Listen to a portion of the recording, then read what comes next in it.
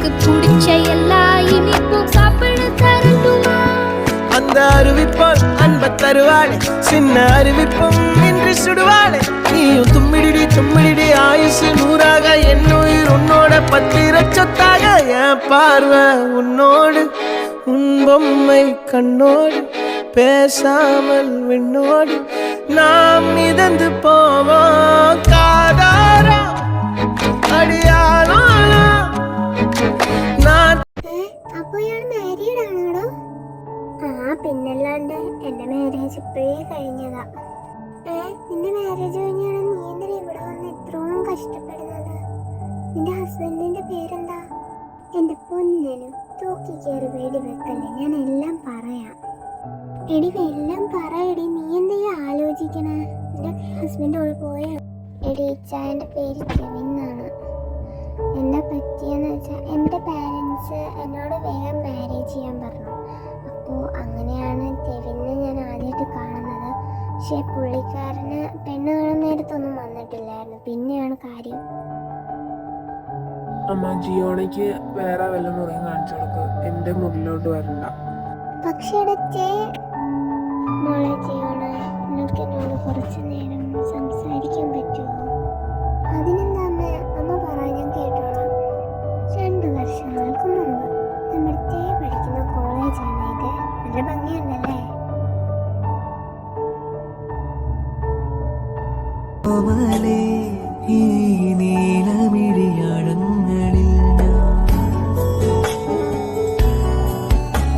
പെട്ടെന്നൊരു ദിവസം ആ കുട്ടി കുറെ അവോയ്ഡ് ചെയ്യാൻ തുടങ്ങി അവന്. റിയ, ഞാൻ എന്തോരം തവണ നിന്ന് ഇന്നലെ ഫോൺ ചെയ്തു, എന്താ കോൾ അറ്റൻഡ് ചെയ്യാൻ? പ്രത്യേകിച്ചൊന്നുമല്ല കെവിൻ, എനിക്ക് ഇന്നലെ വയ്യായിരുന്നു, അതാ.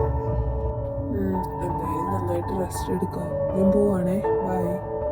കെവിൻ നിക്ക്, എൻ്റെ പപ്പ വീട്ടിൽ വന്നിട്ടുണ്ട്. പപ്പക്ക് എന്നെ ഇപ്പം തന്നെ മാരേജ് ചെയ്യിക്കണമെന്നാ. നീ ഇപ്പം അതിനെക്കുറിച്ചൊന്നും ആലോചിക്കണ്ട, കല്യാണക്കാരിയല്ലേ, അതൊക്കെ നമുക്ക് അപ്പം ആലോചിക്കാം. ഓക്കെ, ഞാൻ പോവാണേ.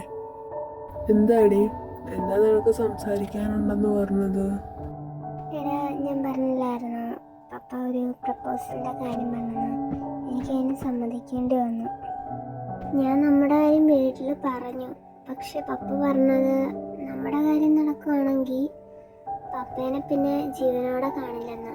അതുകൊണ്ട് എനിക്ക് സമ്മതിക്കേണ്ടി വന്നു. നീ എന്നെ മറക്കണം. റിയ, ഞാൻ വീട്ടിൽ വന്ന് സംസാരിക്കട്ടെ? കെവിൻ, നെക്സ്റ്റ് വീക്കാണ് എൻ്റെ മാരേജ്. നീ വരണം. പിന്നെ ചെറുക്കൻ്റെ പേര് ജയ്ക്കെന്ന. പുള്ളിക്കാരനൊന്ന് ഡൽഹിയിലാണ്. മാരേജ് കഴിഞ്ഞ ഉടനെ ഞങ്ങൾ രണ്ടും അങ്ങോട്ട് പോകും. നീ വരണം. നിനക്ക് എന്നെക്കാൾ നല്ലൊരു കുട്ടിയെ കിട്ടും. ഓ, ഇതാണോ കാര്യം? നിന്നെക്കൊണ്ട് പറ്റുമടി. നീ ചെന്ന് പുള്ളിക്കാരനെ വശീകരിക്കുക. പുള്ളിക്കാരനിപ്പോൾ മാനസം കഴിഞ്ഞ പാടി നടക്കാവുന്നേ ഉള്ളൂ. നീ ഒന്ന് വശീകരിക്കാൻ നോക്ക്, നടക്കുമെന്ന് ഉറപ്പാ.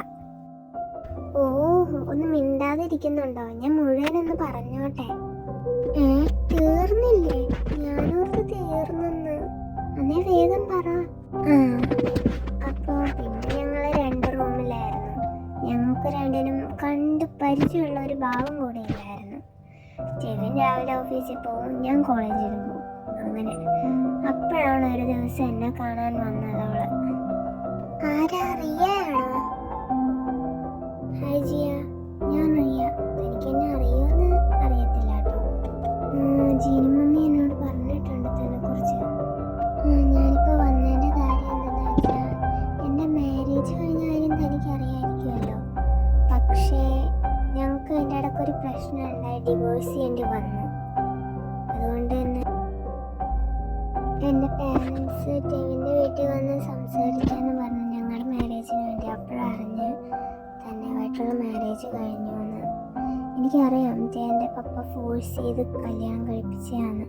പക്ഷേ തേൻ്റെ മനസ്സിലിപ്പോൾ ഞാനാണുള്ളതെന്ന് എനിക്കറിയാം. അതുകൊണ്ട് തന്നെ എനിക്ക് പറയണ ശരിയാണെന്നറിയില്ല. താൻ അവൻ്റെ ജീവിതത്തിൽ നിന്ന് പോകണം. കെവിൻ തന്നെ സ്വീകരിക്കാൻ തയ്യാറാണ്, പിന്നെ ഞാൻ അവൻ്റെ ജീവിതത്തിൽ നിന്ന് പൊക്കോളാം. ജിയമോൾ വന്നു. അല്ല, മോളുടെ മുഖം എന്താ വാടിയിരിക്കുന്നത്? മോള് കരഞ്ഞു. ചായ വന്നോ? ഒന്ന് വന്നാൽ എനിക്ക് കുറച്ച് സംസാരിക്കാനുണ്ട്.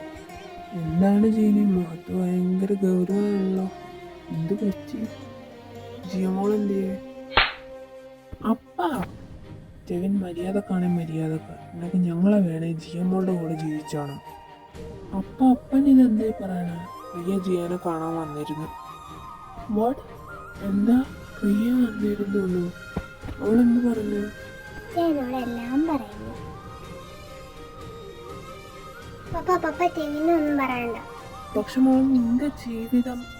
അമ്മ, നിങ്ങൾക്ക് എൻ്റെ ലൈഫിനെ കുറിച്ച് ചിന്തിക്കാനുള്ള ഒരു അധികാരവും ഇല്ല. നിങ്ങളാണ് എൻ്റെ ലൈഫ് നശിപ്പിച്ചത്. ചെവിനൊന്നും മനസ്സിലാക്കിയിരുന്നെങ്കിൽ എൻ്റെ ലൈഫ് ഇങ്ങനെ ആവില്ലായിരുന്നു. ഇനിയെങ്കിലും അവനെ മനസ്സിലാക്കുക. ഞാൻ ഇവിടെ നിന്ന് എന്തായാലും പോയിപ്പോ. പിന്നെ ഞാൻ അവിടെ നിന്ന് ഇറങ്ങിപ്പോന്നു. ഇവിടം വരെയൊക്കെ എത്തിയിപ്പോ. ചെവിൻ്റെ കാര്യം എനിക്കിപ്പോൾ അറിയില്ല. അല്ല, നീ എന്താ ചെവിൻ്റെ കാര്യം എടുത്തു പറഞ്ഞത്? ഞാൻ ചോദിക്കുന്നു വിചാരിച്ചാണ്. ഓ, മനസ്സിലാക്കി കളഞ്ഞല്ലോ കൊച്ചു കള്ളി. പോയി കിടന്ന് ഉറങ്ങടി, എനിക്ക് ഉറക്കം വന്നു. ഇയാളിന്ന് വന്നില്ലല്ലോ, ലീവല്ലേ? അത് മാത്രല്ല, ഞാൻ ഇന്ന് വരത്തില്ല കേട്ടോ. ഞാൻ എൻ്റെ വീട്ടിൽ പോവേ. Okay dear, bye. അതാ വരുന്നു ചെവിൻ. ഇയാള് പുറത്ത് വെക്കണ്ട, അകത്തോട്ട് വാ. എന്നാ കോഫി കുടിക്കും. എനിക്ക് നിന്നോട് സംസാരിക്കണം, പ്ലീസ്. എന്നൊന്ന് കേൾക്കാം. ഇയാള് പറഞ്ഞോ, ഞാൻ കേൾക്കാം. ആദ്യം താൻ ഞാനിവിടെ ഉണ്ടെന്ന് എങ്ങനെ അറിഞ്ഞെന്ന് പറ. അത് പിന്നെ റിയ എന്നോട് പറഞ്ഞ തന്നെ ഇവിടെ വെച്ച് കണ്ടത്. എന്തൊക്കെയുണ്ട് വിശേഷം? നിങ്ങളുടെ മാരേജ് കഴിഞ്ഞോ? പ്ലീസ് ജിയോണ, നീ എന്നൊന്ന് മനസ്സിലാക്ക്. ഞാൻ റിയനെ നമ്മുടെ കല്യാണം കഴിഞ്ഞ് അന്ന് മറന്നതാ. ഞാൻ നിന്നെ ഇഷ്ടപ്പെട്ടു വരുവായിരുന്നു. അന്ന് ഞാൻ നിന്നോട് ആ കാര്യം പറയാനുമാണ് വന്നത്. അപ്പോഴാണ് റിയ വന്ന് ഓരോ കാര്യങ്ങൾ പറഞ്ഞെന്ന് ഞാൻ അറിഞ്ഞത്. അപ്പോ തനിക്ക് എന്നെ ഇഷ്ടമാണോ? I love you so much.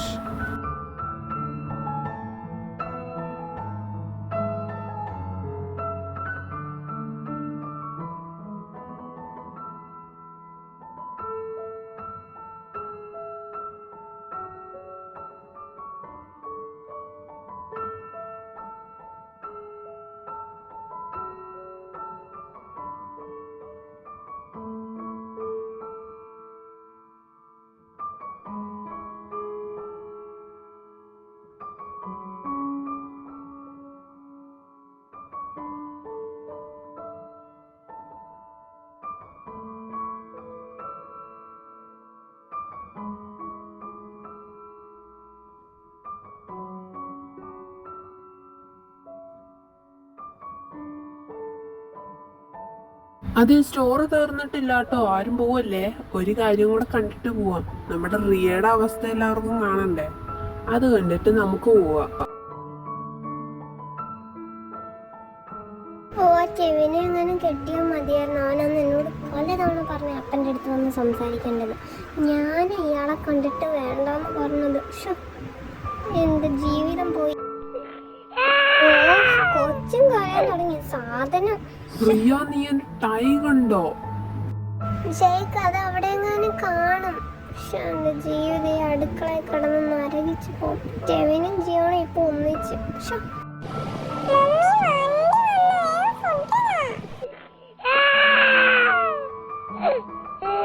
Riya, നീ ടൈ കണ്ടോ? എന്റെ ദൈവമേ, നീ എന്തിനാ ഇങ്ങനെ എന്നെ പരീക്ഷിക്കണേ?